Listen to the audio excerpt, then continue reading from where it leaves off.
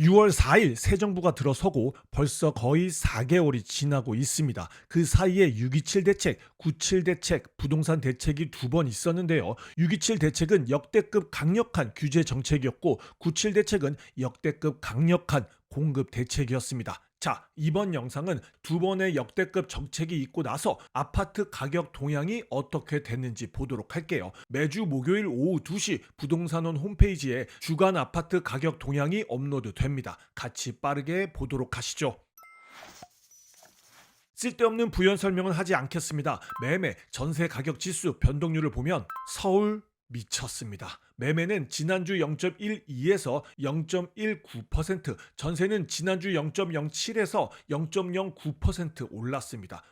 전세는 얼마 안 오른 것 같은데요. 월세는 표시 안 되어 있죠. 어마무시하게 올랐습니다. 매매는 0.09% 올랐는데요. 상승 초입이라는 게 문제입니다. 지금 현재도 신고가 행진이에요. 이 변동률 추이를 보면 6.27 대책 이전에 미친 듯이 오르다가 규제로 인해 잠시 낮아지고 마이너스로 가는 줄 알았죠. 그런데 다시 반등하더니 상승하기 시작했습니다. 정책의 효과가 고스란히 나왔어요. 지방은 세종, 충북, 부산, 울산을 제외하곤 초토하고 서울만 달려갑니다. 서울에 대한 수요는 변함이 없는데 수요 분산 없이 사지 말라 규제만 하고 있는 결과예요. 또 분명히 이런 댓글이 달릴 거예요. 선동하지 마라. 내가 살고 있는 곳은 하나도 안 올랐고 매물도 그대로 있다. 너 같은 놈들 때문에 가격이 오르는 거다. 자, 제일 먼저 이 시장은 저 따위로 움직이지 않습니다. 시장을 가소평가하지 마세요. 그리고 본인이 사는 곳이 움직이지 않았다면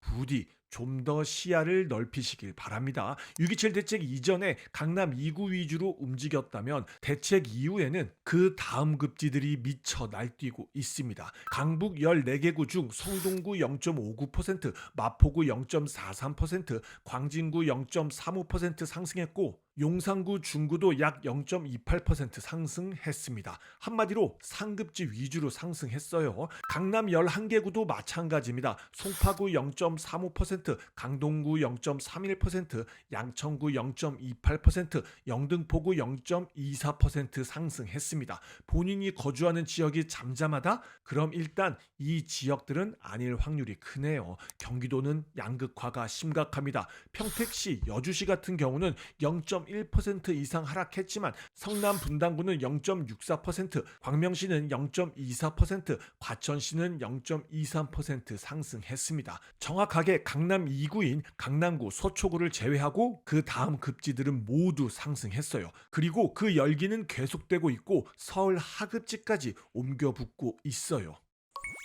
자, 6.27 대책, 9.7 대책 이후에도 경기 서울 주요 입지는 멈추지 않고 불타오르고 있습니다. 제가 지난 영상을 통해 몇 번 말씀드렸지만 제발 부디 급등하지 말기를 바랬어요. 왜? 급등하게 되면 더 강력한 규제가 또 나올 테니까요. 6.27 규제 정책을 찬양했던 사람들 중 대부분은 이제 다주택자들 때려잡고 대출 상한을 6억 원으로 정했으니 부동산 시장은 폭락할 거라고 좋아했는데요.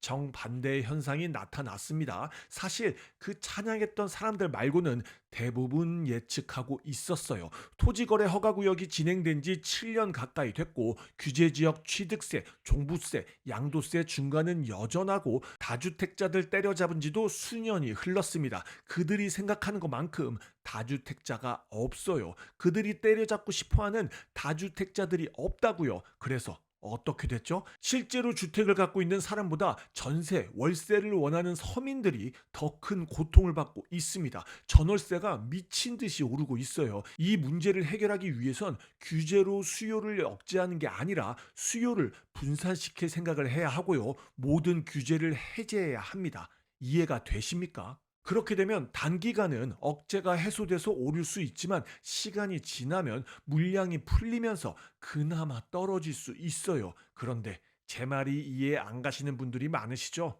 알고 있습니다. 100번, 1000번 얘기해도 이해를 못 하시는 분들이 있어요. 제가 이해를 못하는 걸 수도 있겠죠. 많은 국민들이 규제를 해제하는 꼴을 못 보기 때문에 당분간 규제는 절대로 해제되지 않을 겁니다.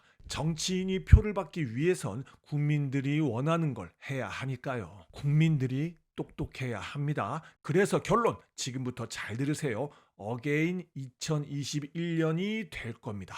전국 모든 상품이 다 오를 거예요. 그런데 더 무서운 게 있습니다. 이 상태로 가면 추석 전후로 규제가 한 번 더 나올 듯한데 내년에 있을 지방선거 때까지는 그나마 눈치를 보면서 대책을 낼 듯합니다. 그런데 2026년 6월 지방선거가 끝나면 2년간 어떤 선거도 없어요. 눈치 볼 필요가 없겠죠.